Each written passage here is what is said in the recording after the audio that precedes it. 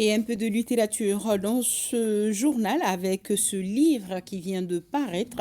Il s'agit de l'ouvrage d'un Espagnol intitulé Le Niger, un autre coup d'État ou la révolution panafricaine, est écrit en espagnol et est publié en Espagne et au Venezuela.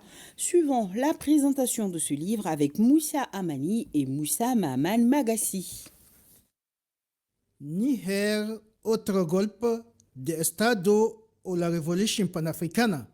Autrement dit, Niger, un autre coup d'État ou la révolution panafricaine. C'est un livre dans lequel son auteur Alex Sanfrous, de nationalité espagnole, actuellement professeur d'espagnol à Casablanca au Maroc, s'interroge sur les véritables raisons des menaces adressées contre le Niger par des puissances étrangères. Cet ouvrage écrit en espagnol met également en lumière les stratégies de déstabilisation des puissances occidentales et rétablit dans le même temps l'histoire des peuples dans une perspective historique panafricaine. Un message illustré ou du moins symbolisé ici sur la couverture de l'ouvrage. La couverture de mon livre, euh, elle symbolise l'expulsion des troupes militaires françaises par une femme paysanne nigérienne. Le dessin du coq identifie clairement l'arrogance du pays qui a joué un rôle central dans la tentative de déstabilisation du Niger. Quant à la figure d'une femme paysanne expulsant la France, elle représente le courage et l'unité du peuple nigérien. Ancien journaliste dans un média associatif à Bruxelles, Alex a toujours affirmé son combat contre le néocolonialisme. C'est pourquoi dans ce livre, il dénonce l'ingérence étrangère comme obstacle à la souveraineté de nos États. La souveraineté et les stratégies de développement dans le continent africain ont été interrompues de manière régulière par l'ingérence étrangère.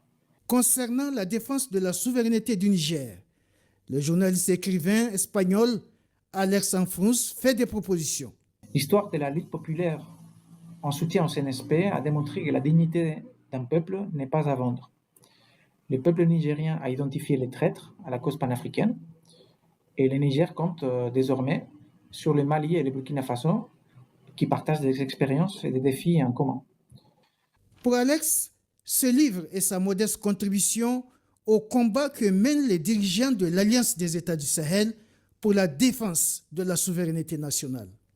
Les gouvernements de l'AES, agissant pour la défense de la souveraineté nationale et en même temps pour la souveraineté des peuples, doivent garder à l'esprit les leçons des pères fondateurs, comme Kwame Nkrumah ou des penseurs comme Cheikh Anta Diop, qui ont beaucoup réfléchi et ont laissé aux actuelles générations panafricaines des textes de référence sur les questions qui reviennent à la surface grâce à la lutte courageuse des peuples du Sahel. Cet ouvrage d'Alex Sanfrous a été publié en Espagne et au Venezuela. Il a été même présenté par le président Nicolás Maduro à la Foire internationale du livre de Venezuela en novembre 2023.